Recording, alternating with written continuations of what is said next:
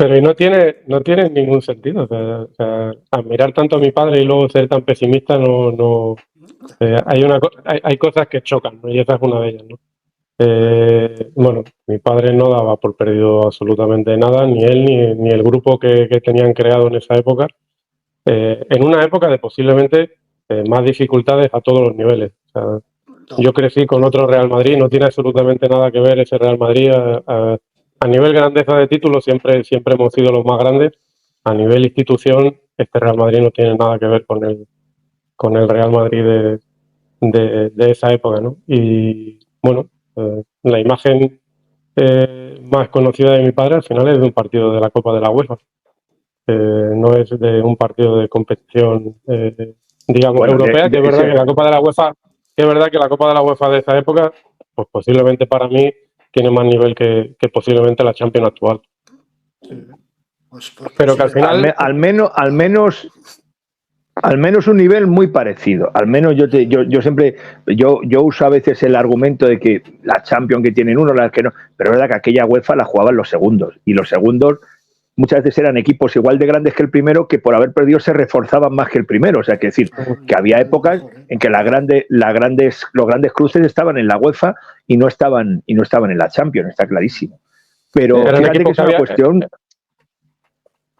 Dime, que eran equipos que habían perdido la liga y lógicamente no querían volver a perderla porque era la única manera de jugar en Europa, en la Copa Europa, y lógicamente los equipos muchas veces estaban mucho más reforzados los que jugaban la UEFA que los que habían sido campeones de liga.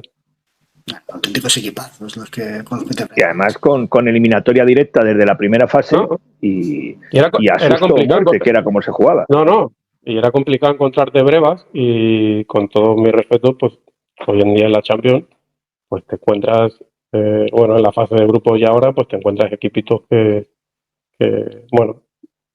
realmente la fase de grupos está hecha para que se clasifiquen los grandes, ¿no? Que no estarían jugando aquella UEFA seguro.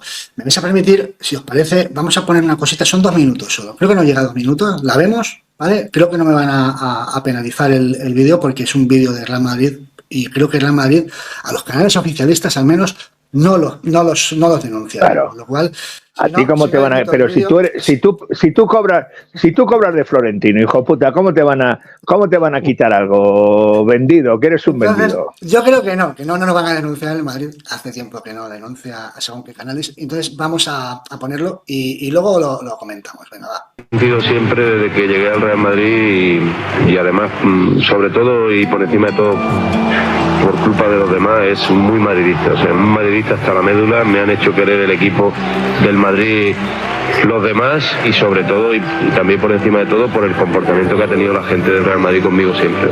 No sé si he sido un símbolo, eso lo dirán los demás. Lo que sí está claro que yo me siento madridista hasta la médula. Su legado, su ejemplo queda con nosotros para inspirar a las futuras generaciones. Ese afán de superación, ese compañerismo, ese nunca rendirte, tenía esa grandeza, ¿no? Y por eso yo creo que ha sido tan querido también. Como futbolistas, a todos nos gusta gente como Juan, gente que en un momento dado cambie el guión de un partido solo porque ha hecho una genialidad. Mi ídolo siempre ha sido Amancio y Juanito tenía muchísimas cosas de él. Pues era diferente, ¿no? Se salía del guión, como que si tuviera electricidad dentro del partido, o sea, que no paraba un momento, ¿no? La actitud de Juan, eso se queda ahí, eso se queda, lo tiene la gente en la retina y la afición. La leyenda del 7 del Madrid es una de las cosas más bonitas para mí. Es una alegría que mi padre, digamos, esté siempre en la mente de los aficionados cuando se recuerda a los grandes futbolistas del Real Madrid que han llevado ese número. Le vamos a tener siempre en nuestra memoria, en nuestro recuerdo, y para mí y para todos será un grande del Real Madrid siempre. Espíritu ganador, de no entregarse nunca, también de rebeldía ante la adversidad. Yo me quedo con él más como persona que como jugador, porque como jugador, que me encantaba, no era tan bueno como persona. Bueno, pues es que injusto es que tu padre, al ser tan carismático y tan madridista, se haya olvidado lo buenísimo que era. Es que era muy bueno. Sí, bueno, yo creo que al final siempre he dicho una cosa, que cuando la gente a lo mejor me dice, me habla sobre los huevos de mi padre y el carácter y tal, y solo mencionan eso, automáticamente doy por hecho que no le vieron jugar.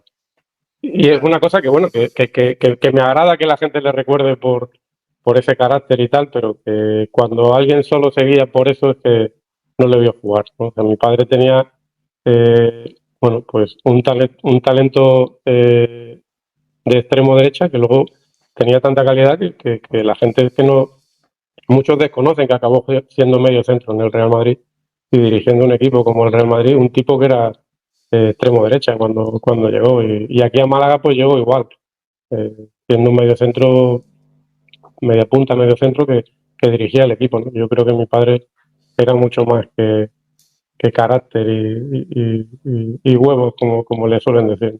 Completamente. Pepe. Pero bueno, que para mí es muy agradable. Dime, Pepe, dime.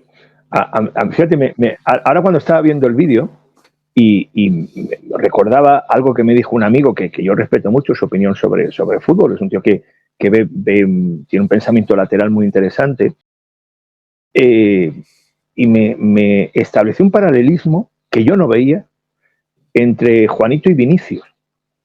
Estaba pensando hoy, yo hace unos segundos. Y hoy, cuando estaba escuchando lo que decían de Juanito, si tú quitas el nombre y te crees que están hablando de alguien actualmente y que es alguien del Madrid, solo te sale Vinicius. Ese carácter, esa rebeldía, ese querer superar contra todo y contra todo, o sea, son jugadores distintos, evidentemente. Uno todavía es un niño en muchos aspectos, pero entiendo ahora ese paralelismo que hay gente que ve en esas ganas de comerse el mundo, de ponerse el mundo por montera y decir, vuelvo otra vez, porque es verdad que a mí, yo creo que, pero es que le pasaba lo mismo a Juanito, decían, no, Juanito, los huevos, mira qué tal, y Juanito era finísimo. O sea, yo recuerdo que era uno de los jugadores favoritos de mi abuelo porque decía que era un imitador, que Juanito al partido siguiente imitaba jugadas que había visto en el partido anterior del jugador de enfrente. O sea, es decir, que era no tenía límite. Yo le he visto, jugar contra Cruyff y luego hacer cosas que solo hacía Cruyff, porque la había visto y seguramente decía, coño, ¿cómo me ha gustado este regate que ha hecho? Y al partido siguiente lo hacía. Entonces decía, bueno, pues es verdad, me llama mucho la atención eso ahora. Mira, Pepe, y hablando de eso, yo creo que mi padre, una cosa que tenía es que mi padre no se escondía ni dentro ni fuera. Claro. Cuando él llega al Madrid, él siendo futbolista del Madrid, él hace unas declaraciones en las que dice que él no se siente inferior a nadie, salvo a Cruyff, que era un futbolista del Barcelona. O sea, quiero decir que no tenía ningún tipo de problema a la hora de, que no tenía por qué, si había un futbolista del Barcelona que él pensaba que era mejor que él, no tenía ningún tipo de problema a la hora de decirlo públicamente. De reconocerlo. Sí, no tenía ningún tipo de problema. O sea,